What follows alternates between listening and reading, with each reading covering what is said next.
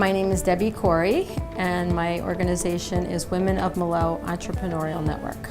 I'm the executive director. Women of Milot is an organization that tries to help women set up their own cottage-style industry, mostly in sewing. So with unemployment being high in Haiti, however high it is, it's much higher for these women. It's virtually 99%. So the only way for them to have money for their family is to start their own business. I hope to help women who are really driven and want to create something in life. I hope to help them do that. You know, it's great to be able to stand on your own 2 feet, have your own money, and say, I did this.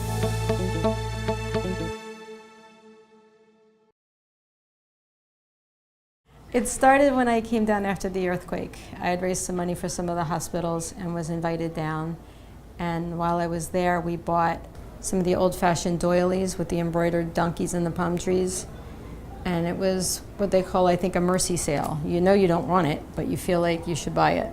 And as I looked at it, I thought, you know, for the same time and craftsmanship, they could make something that we really want. So we started making pot holders and oven mitts, and it just grew from there. We've identified what I call a co-op leader, and I help her build her co-op with other co-op members, women that she'll hire in her own little cottage business. But when we have a training program and we identify, you know, women that are really driven, have an eye for detail, and really want to build their business, once they've proven themselves, we give them everything they need. We give them the table, the sewing machines, the chairs, anything that they need to start their business. We have women as far out as Gonaive. We have a group of about 40 out there. We have, you know, 20 to 30 in Milot. We have a few more here in Cap. All the work is cut here, and then it's packed in bins, and they'll come here and pick up 100 of something, 200, 300, however many they need. They'll take the bin home. They sew everything with themselves and their group at home, and then they bring it back here, and they're paid by the piece.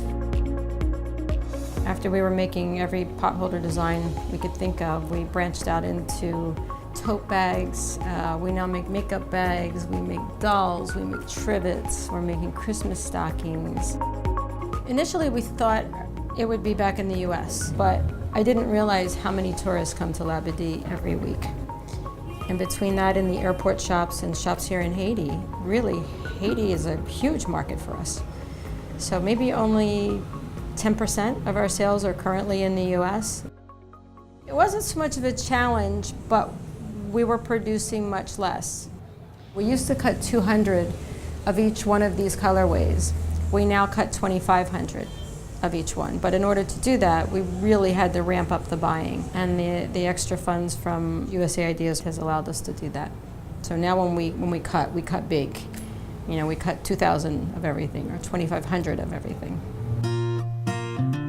Certainly with ramping up production, which has allowed us to hire more women, and also to try projects that we hadn't really thought about before, like larger, heavier tote bags that we need, heavy-duty sewing machines, or fabrics that we really hadn't purchased before. All of my purchasing was just kind of quilting fabrics. So now we're buying drill, we're buying canvas, we're buying some plush fabrics for our other products. So we've kind of we've been able to branch out a little bit more. There's a lot of talented people in Haiti. Sometimes they don't have the knowledge of what is trendy in Europe or in America, and sometimes they don't have access to the right raw materials, or they don't have access to the right raw materials at the right price that it makes sense for them.